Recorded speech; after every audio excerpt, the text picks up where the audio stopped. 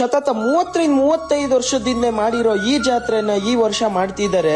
ಜಾಗ ಯಾವುದು ಏನು ಎತ್ತ ಅಂತ ಕೊನೆ ತನಕ ವಿಡಿಯೋ ನೋಡಿ ನಿಮ್ಗೆ ಎಲ್ಲ ಗೊತ್ತಾಗುತ್ತೆ. ಸೊ ನಾನು ನಿಮ್ಮ MG ವ್ಲಾಗ್ಸ್ ಕನ್ನಡಿಗ ಮಾತಾಡ್ತಾ ಇದ್ದೀನಿ. ನಮ್ಮ ಎಲೆಕ್ಟ್ರಾನಿಕ್ ಸಿಟಿಲಿ ಪೋಡು ಅನ್ನೋ ಒಂದು ಗ್ರಾಮದಲ್ಲಿ ಊರಬ್ಬ ಮಾಡ್ತಿದ್ರು.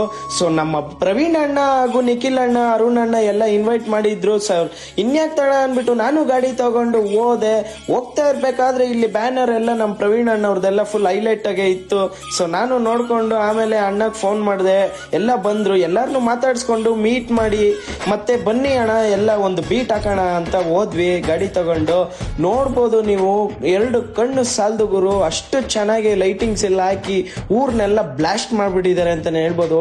ಮಾತ್ರ ನನಗಂತೂ ಸಿಕ್ಕಾಬಡೆ ಖುಷಿ ಆಯ್ತು, ಇಷ್ಟು ಚೆನ್ನಾಗಿ ಮಾಡಿದ್ದಾರೆ ಊರಬ್ಬ ಅನ್ಬಿಟ್ಟು. ಇವ್ರು 30 ವರ್ಷದಿಂದ ಮಾಡಿರ್ಲಿಲ್ಲ ಅಂತೆ ಕಾರಣಾಂತರದಿಂದ. ಸೊ ಇವಾಗ ಮಾಡಿದ್ದಾರೆ. ನನಗೂ ಇದನ್ನೆಲ್ಲ ನೋಡಿ ಸಖತ್ ಖುಷಿ ಆಯ್ತು. ಎಲ್ಲಾ ಗ್ರಾಮ ದೇವತೆಗಳ ಪಲ್ಲಕ್ಕಿನೂ ಇತ್ತು, ಹಾಗೂ ನಮ್ಮ ಪ್ರವೀಣ್ ಅಣ್ಣವರು ಪಲ್ಲಕ್ಕಿ ಮಾಡಿಸಿದ್ರು. ನೋಡ್ಬೋದು ನೀವು, ಸಪ್ಲಮ್ಮ ಹಾಗೂ ಪಿಳ್ಳೆಕಮ್ಮನವರ ಪಲ್ಲಕ್ಕಿನೂ ಇತ್ತು. ದರ್ಶನವನ್ನು ಪಡೆದು ನಾವು ಬೀಟ್ಸ್ ಹಾಕಕ್ಕೆ ಸ್ಟಾರ್ಟ್ ಮಾಡಿದ್ವಿ. ಬೀಟ್ಸ್ ಹಾಕೋವಾಗ ನನ್ಗಂತೂ ಒಂದೇ ಯೋಚನೆ, ಟಮಟೆ ಎಲ್ಲಿದೆ, ಡ್ಯಾನ್ಸ್ ಆಡೋಣ ಅನ್ಬಿಟ್ಟು. ಮತ್ತೆ ಟಮಟೆನೂ ಬಂದಿತ್ತು, ಟಮಟೆಗೆಲ್ಲ ಚೆನ್ನಾಗಿ ಡ್ಯಾನ್ಸ್ ಆಡ್ಕೊಂಡು ಎಲ್ಲ ಎಂಜಾಯ್ ಮಾಡ್ಕೊಂಡಿದ್ವಿ.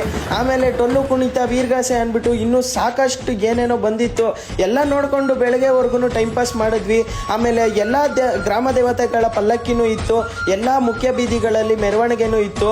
ಮತ್ತೆ ಇದೇ ತರ ವರ್ಷ ಇವ್ರು ಮಾಡ್ಲಿ, ಆ ತಾಯಿ ಆಶೀರ್ವಾದ ಈ ಪೋಡು ಗ್ರಾಮಕ್ಕೆ ಕೊಡ್ಲಿ.